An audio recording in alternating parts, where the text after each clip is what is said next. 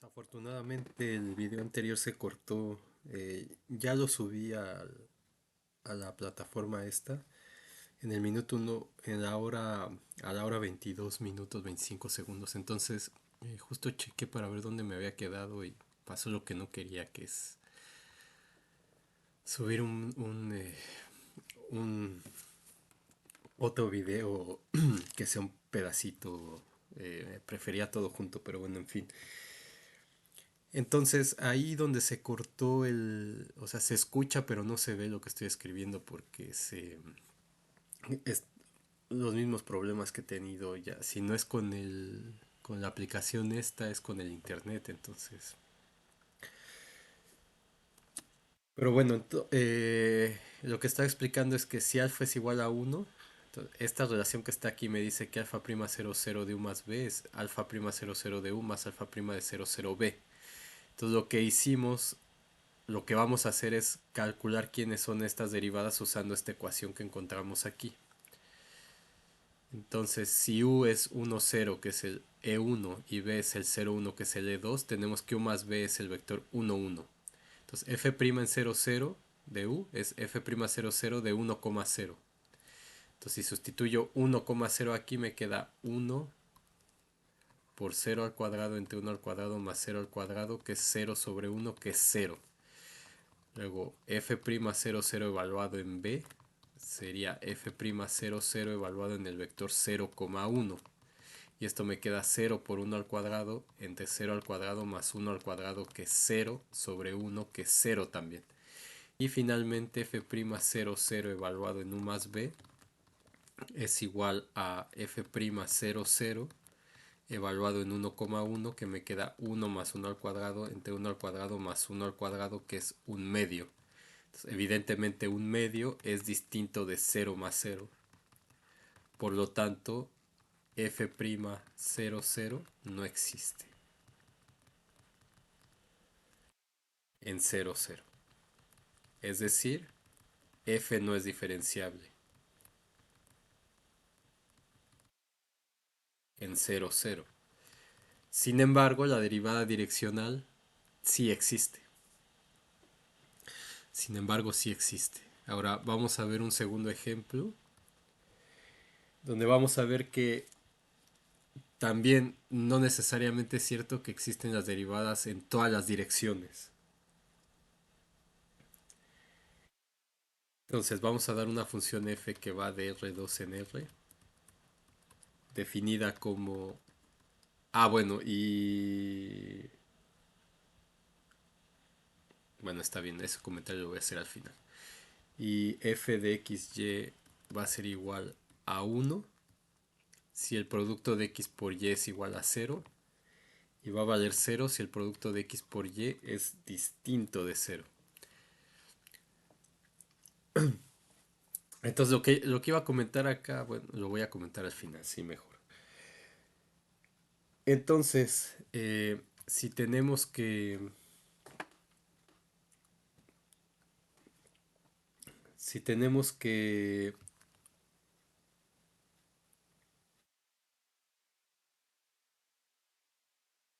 vamos a hacerlo uno por uno. Vamos a tomar el vector u1 como el vector alfa, 0, donde alfa es distinto de 0. Entonces tenemos que a más t por u va a ser igual a 0, 0 más t por alfa, 0, que sería alfa t, 0.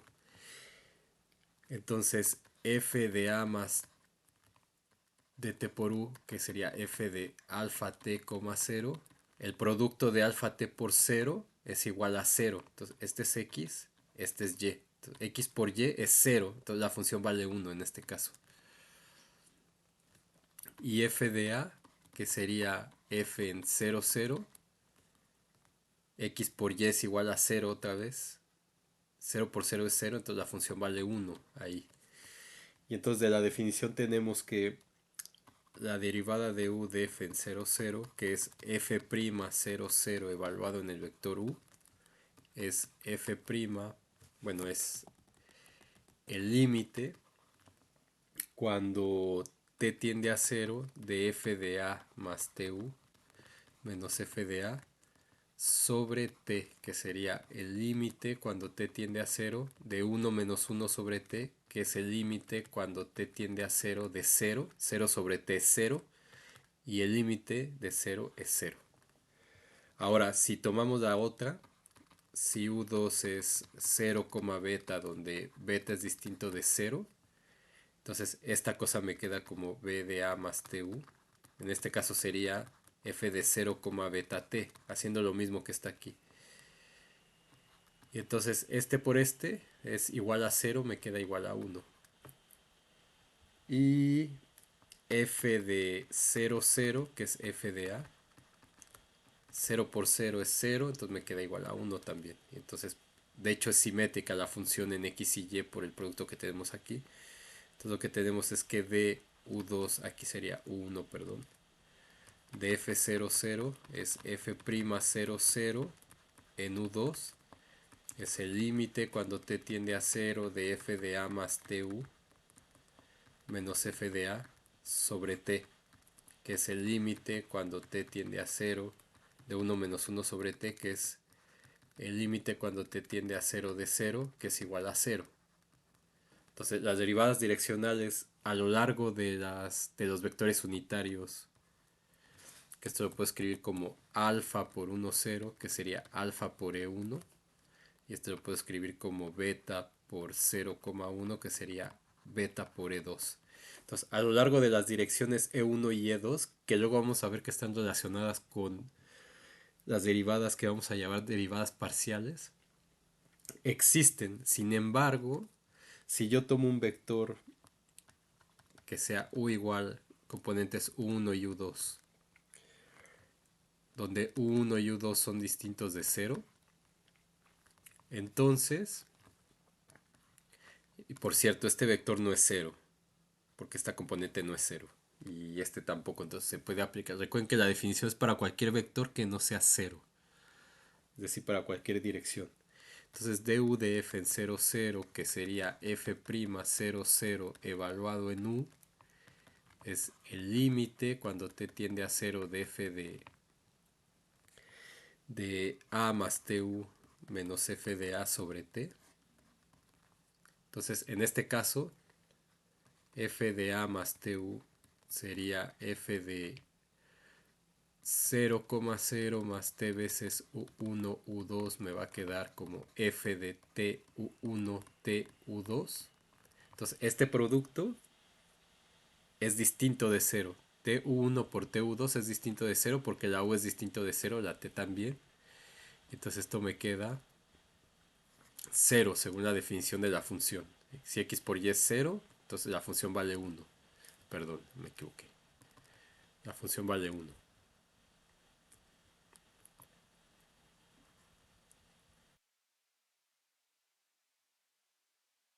Y... Ah, no, perdón. A ver...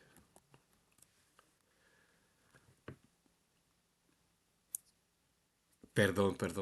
Tu por... Sí. Tu1 por tu2 es distinto de 0. Porque estoy diciendo que es 0. Entonces, si es distinto de 0, como está aquí, vale 0 la función. Entonces, es igual a 0. Y f de a, que es f de 0, 0, es 0, porque 0 por 0 es 0. Entonces, x por y es 0. Entonces, la función vale 1, perdón, otra vez. La función vale 1.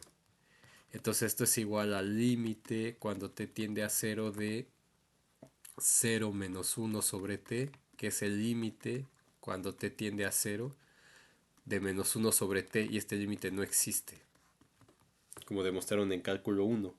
Entonces, la derivada direccional solo existe en las direcciones de los ejes coordenados.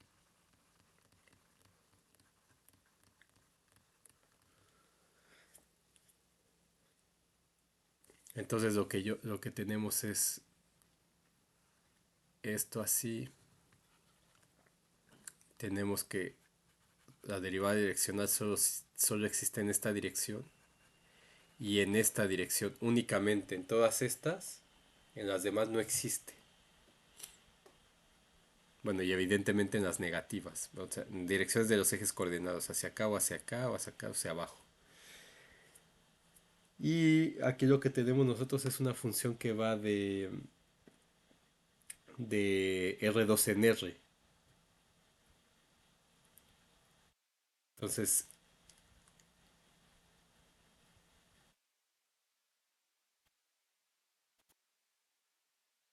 entonces vemos que esta función justamente notar, vamos a poder notar que eh,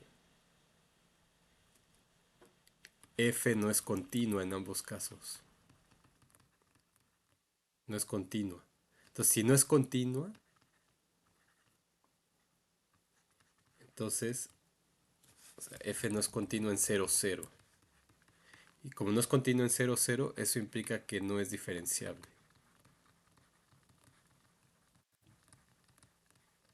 Por el teorema 5.1.2 que vimos en la clase anterior. Entonces, en ese teorema veíamos que eh, si f es diferenciable en un punto interior de U, entonces f es continua en A. Entonces, este es un P implica Q. Entonces, esto equivale lógicamente a un no Q implica no P. Entonces, este teorema equivale a decir que si f no es continua, si f no es continua en A,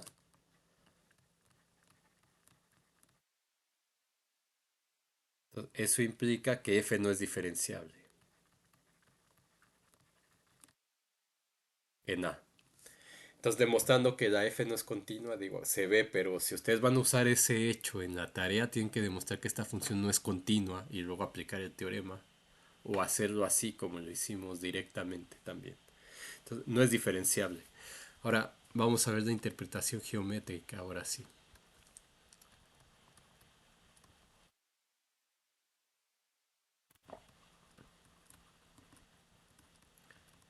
Entonces, una primera aproximación, una primera interpretación geométrica, porque después vamos a hacerlo para las funciones en general.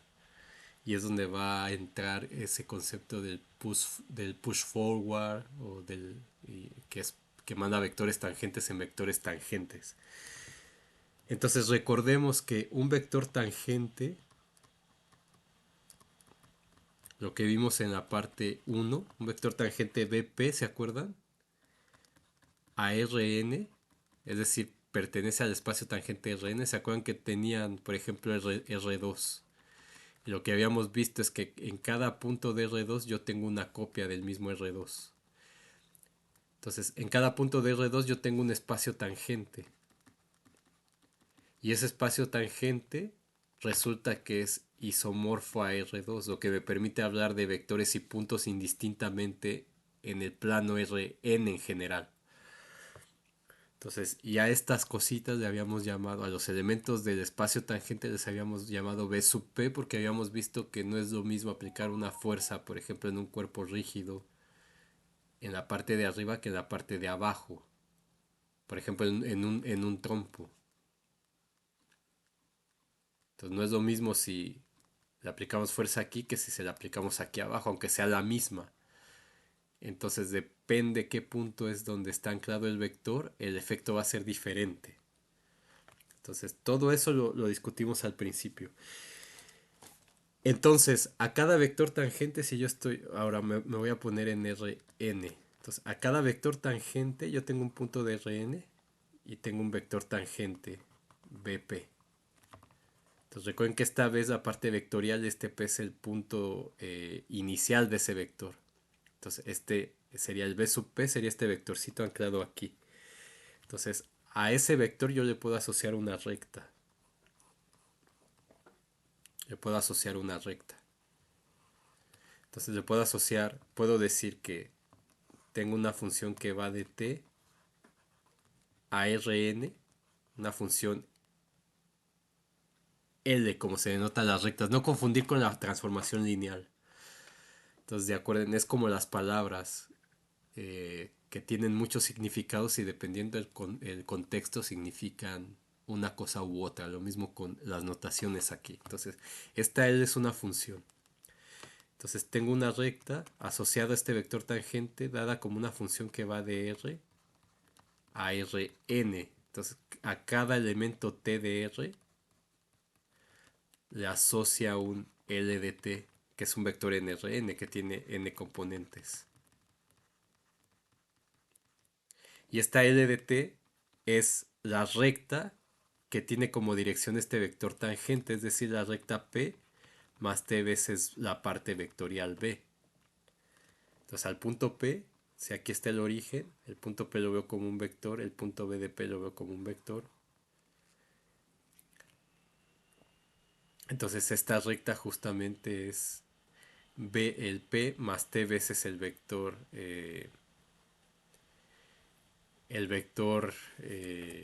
dirección B que teníamos. Y eso me da toda la recta. Eso ya lo estudiaron en álgebra lineal y lo vimos al principio también. Ahora, yo puedo tener una función que va de Rn a R.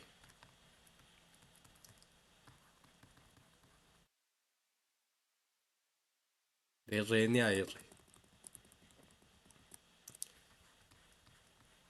¿Sí? Entonces, esta función tiene como dominio todo Rn y va a los reales. Ahora, si yo hago la composición de las dos funciones, entonces para ir de aquí, voy a borrar esto de aquí que no es importante. Entonces, para yo ir de R a R, si yo las compongo, voy a tener una función que va de R en R, que es una función real de variable real. Entonces, esta cosa rojita sería componer esta función L con la función F. Y entonces yo voy a tener que L compuesta con F es una función que va de R en R. Entonces, por supuesto, para yo poder hacer la composición, el dominio de la F tiene que ser la imagen de la L. Entonces, el dominio de la F va a ser va a ser el Rn, digamos, restringido a la recta, para que yo pueda hacer la composición.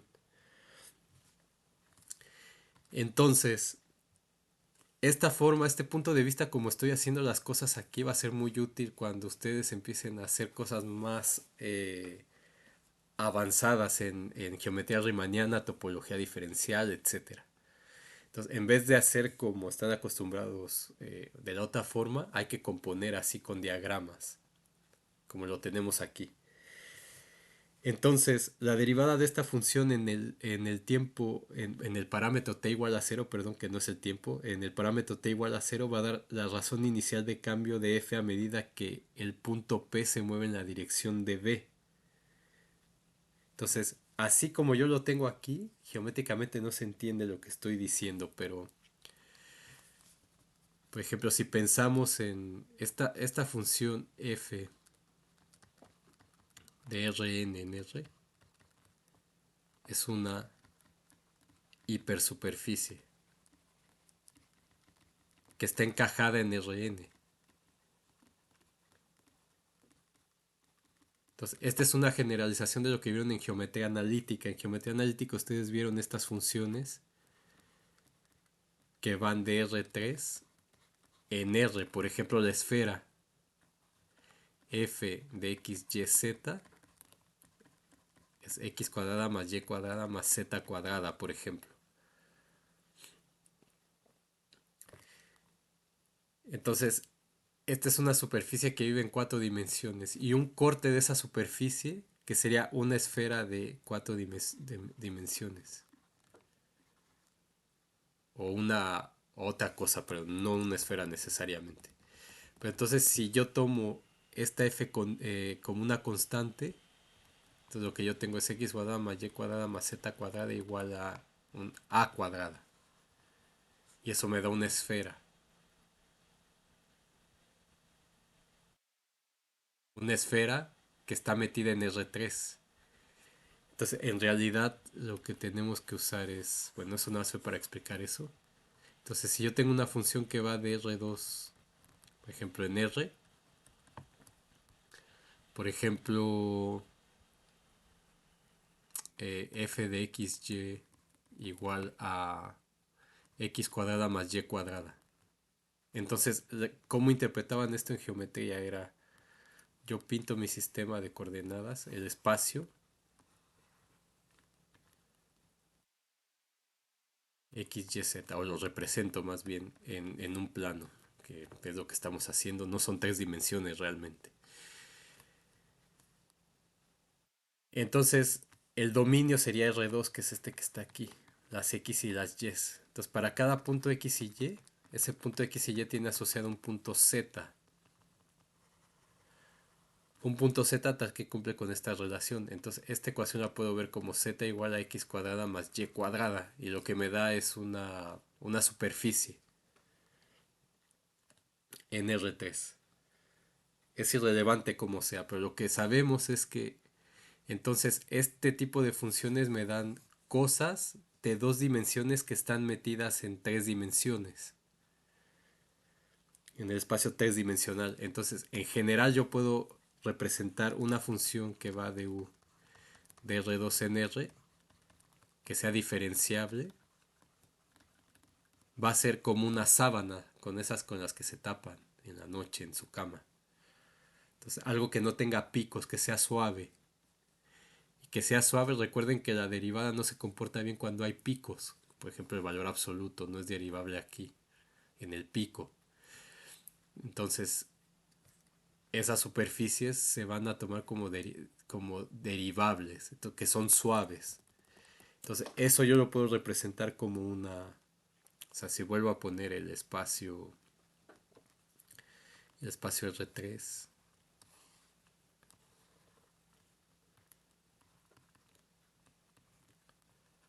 o X1, X2, X3, como le quieran llamar, yo una hipersuperficie la puedo representar así como una sábana suave. Entonces, esto es, digamos, como una hoja de papelito doblada, no como la sábana suavecita, porque la hoja de papel va a generar picos, como la sábana como con la que cubren su cama, así. Y entonces lo que me dice esta cosa es que yo aquí en el espacio yo tengo una recta, tengo un vector, voy a ponerlo aquí, un vector tangente BDP. Entonces este vector me genera una recta. Entonces esta recta cuando yo la proyecto acá, me genera esta recta de aquí. Y esta recta va a generar un plano. Entonces este plano justamente va a cortar a la superficie en esa recta.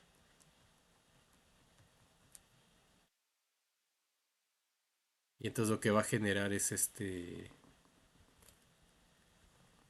que la función, en vez de estar definida en todo esto, solamente va a estar definida en la recta esta. ¿De acuerdo? Entonces va a generar un corte y se va a generar aquí un cortecito así. Entonces justamente es la derivada direccional lo que hace es ver, este es el punto P, cómo varía la función eh, en t igual a 0, la derivada de esta función en esta dirección, en la dirección de este vector B, si lo subo sería equivalente a ponerlo aquí. Entonces, en dirección de este vector B, va a dar la razón inicial de cómo cambia la función a medida que f se mueve, de f a medida que el punto P se mueve en la dirección de B. Entonces, cuando yo me muevo de aquí para acá, la función empieza a cambiar. Entonces, justamente eso me va a decir la derivada direccional. ¿Qué tanto varía la función en t igual a 0? O en t igual a 0 me va a decir qué tanto varía la función o va a dar la razón inicial de cambio de esa función a medida que el punto P se mueve en la dirección de B. Entonces me va a decir cómo va a cambiar la función justamente ahí. Entonces esa derivada es la derivada direccional justamente. Por ese motivo se le llama derivada direccional al caso general. Entonces esa se le llama derivada direccional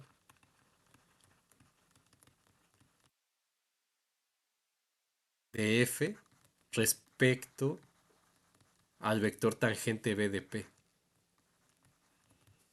Pero ese vector tangente b de p es como el u que puse que estaba en Rn. ¿Por qué? Porque Rn es isomorfo a su espacio tangente en un punto, en cualquier punto. Entonces un vector aquí o un punto aquí es un vector, es lo mismo.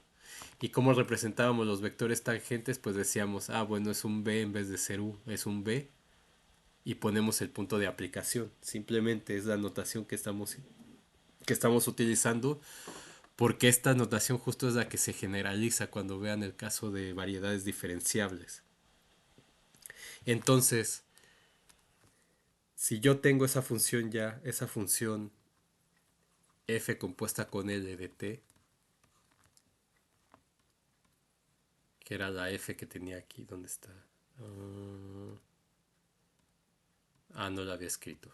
Bueno, entonces tenemos, ¿y esto por qué está así? Entonces tenemos L que va de E a N, tenemos F que va de EN a E. Entonces para hacer la composición, la F va a estar restringida, justo como está en el dibujo, a la recta. Entonces L compuesta con F va a ser una función que va de R en R. Y entonces, ¿dónde tengo que evaluar la F? Aquí.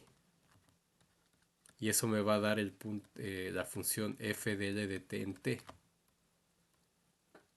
como teníamos acá. Entonces este es f de L de t, o f compuesta, L compuesta con f. En t me va a dar un valor real. Entonces, esa función que va de R en R ya les sé calcular su derivada, porque estas las estudiaron en cálculo 1. Entonces, justamente la derivada con respecto de t de f compuesta con L en t cuando t es igual a 0 es justamente la derivada direccional que hemos definido antes. Entonces la notación aquí es bp evaluado en la función f en t igual a 0. Entonces si esto lo escribimos como un límite, esto es justamente el límite cuando t tiende a 0 de f de p más tb. Bueno, déjenme escribirlo antes así. Entonces esto va a ser igual a la derivada con respecto de t de f de L de t. Pero f de L de t es justamente en t igual a 0. Es d en dt de f de p más tb. Y eso hay que evaluarlo en t igual a 0. Entonces,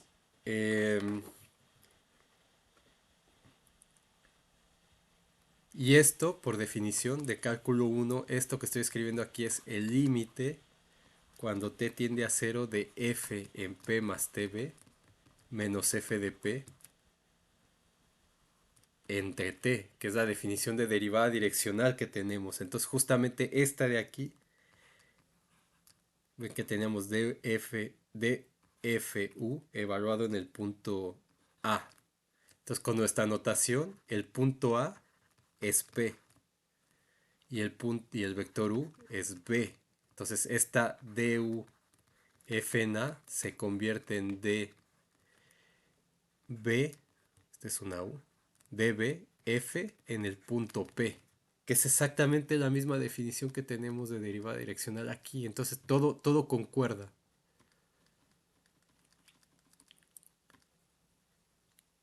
¿De acuerdo? Entonces, em, vamos a ver un ejemplo de cómo calcular esto, porque tienen en su tarea. Entonces, un ejemplo. Entonces, si tenemos f que va de E3, después vamos a encontrar una expresión de esa derivada direccional en términos de las derivadas parciales, pero después de que veamos eso y de que entendamos qué son esas derivadas parciales. Entonces vamos a dar ahora una superficie encajada en R4.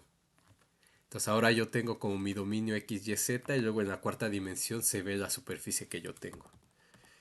Por eso digo, a veces son buenos los dibujos, pero a veces no. Entonces aquí no se puede porque no se puede. Entonces f de XYZ es igual, vamos a definirla como x cuadrada y por z. Y vamos a calcular la derivada en el punto P igual a 1, 1, 0 y con vector dirección 1, 0, menos 3. Entonces, yo puedo usar cualquiera de estas dos, ya sea esta o esta de aquí me va a dar exactamente lo mismo. Eh,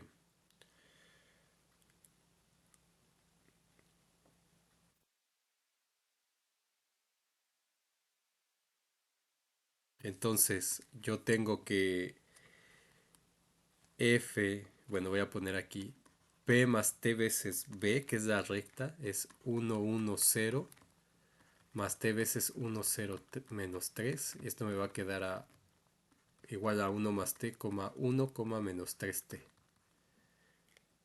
Y f de p, entonces f de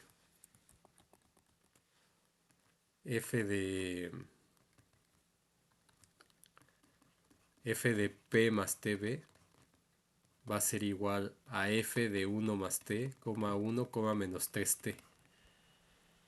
Y entonces esto de aquí va a ser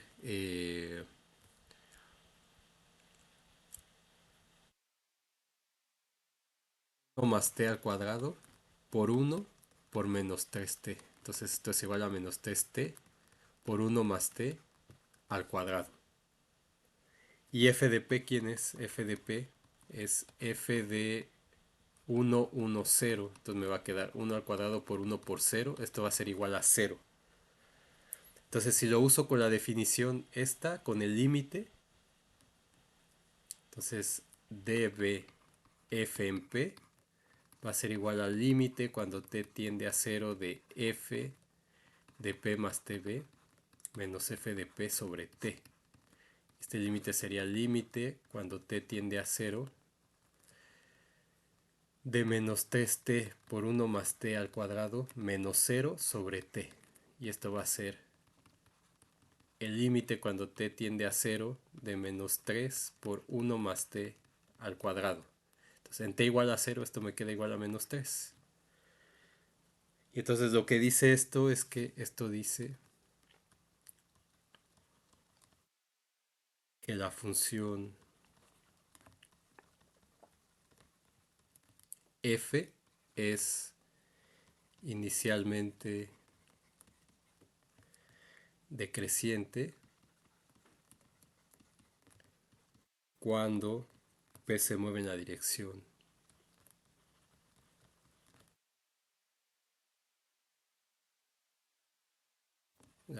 de b. Entonces, ¿qué significa eso? Que eh, aquí no podemos hacer un dibujo, pero pensando en lo que habíamos dibujado antes, si tengo mi sábana aquí, pues justamente en la dirección del vector este, que está dado por el corte, como vimos ahí, aquí hay una curva de hecho y esa curva va a tener como vector tangente este. De hecho, esa definición se puede generalizar cuando tengo una curva y saca, pero bueno, eso ya es parte de la geometría diferencial. Aunque se puede ver acá para entender mejor. Qué es la intención? Otras cosas como el gradiente, la divergencia y todo eso que vamos a ver. Entonces lo que dice es que a medida que el punto P aquí en la recta se mueve en la dirección de B, la función decrece menos 3. Es inicialmente decreciente. Es lo que me dice. Ahora, puedo usar tanto esta definición, ahí está, la que hemos visto antes, y en este caso de estas funciones de Rn en R, compuestas con esa recta L, entonces puedo usar el hecho de que es la derivada de f de p más tb cuando t es igual a 0. Vamos a ver. Entonces, BP de f es igual a la derivada con respecto de t de f en L de P más TV en T igual a cero. Perdón, no en L, en P más TV en T igual a cero. Entonces esto es la derivada con respecto de T y f de P más TV ya vimos que es menos T es T. Entonces esto les estoy dando armas para que es más fácil calcular una derivada como está aquí que calcular este límite, por ejemplo. Entonces la derivada con respecto de T de f más T veces B, que es menos T es T 1 más T al cuadrado.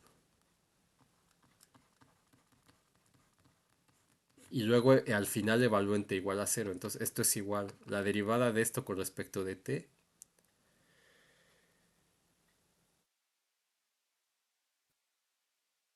eh, ¿Cómo lo podemos hacer?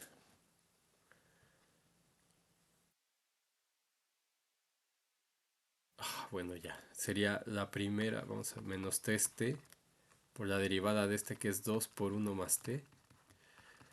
Más 1 más t al cuadrado por la derivada de menos t este que es menos 3. Y esto lo evalúo en t igual a cero. Entonces cuando evalúo esto en t igual a cero, esto se cancela. Entonces 3 por cero, 0. Por esto, 0. Y aquí me va a quedar 1 más 0 al cuadrado 1 por menos 3. Menos 3. Justamente lo mismo que teníamos acá. Entonces, eh,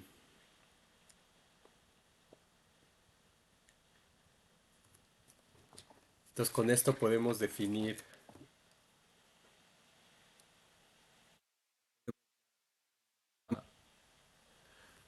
una definición alternativa. Entonces, definición... ¿Cuántos hemos visto? Ay, no, no, no, no. Uno. Ah, sí, dos, uno. La segunda. Definición 5.2.2. Eh, exactamente como pusimos acá. ¿Dónde está?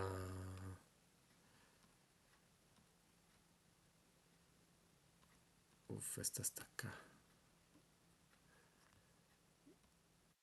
Exactamente como está aquí.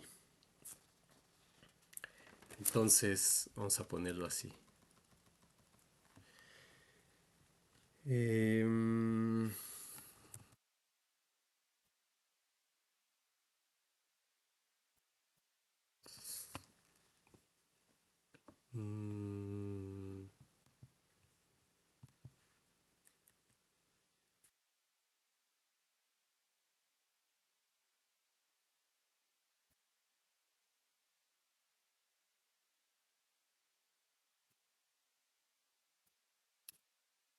mm, vamos a decir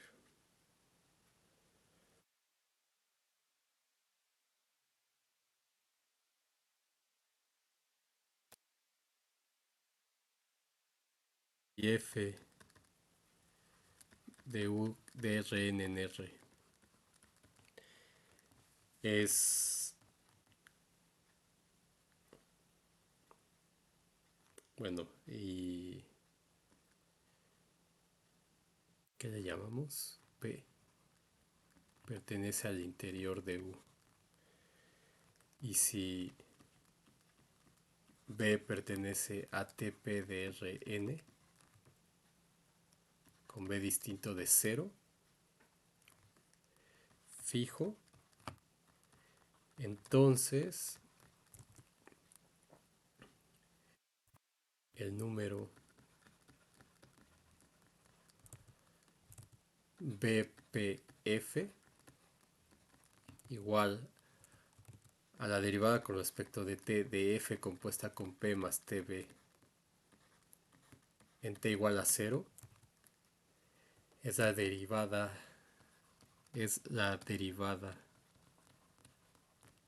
de F respecto al vector tangente B de P. Entonces esto de aquí es justamente dBF evaluado en P, que es la derivada direccional que vimos antes, pero para el caso de funciones de Rn en R. Entonces, en ese caso podemos aplicar esta definición que tenemos aquí. Y vamos a ver que cuando tengamos la función de Rn en Rm van a ser cosas como esta en cada componente. Entonces, todo esto que estamos viendo aquí lo pueden utilizar para resolver los ejercicios de la tarea. Después vamos a ver una expresión más sencilla de esto en términos de las derivadas parciales para ya no estar haciendo composiciones con la recta. Pero bueno, esto es bueno porque nos da la interpretación geométrica de esa derivada direccional al momento para funciones que van de Rn en R. Y después con ese conocimiento vamos a ver qué va a significar la derivada para funciones de Rn en Rm. La siguiente vez vamos a ver las derivadas parciales.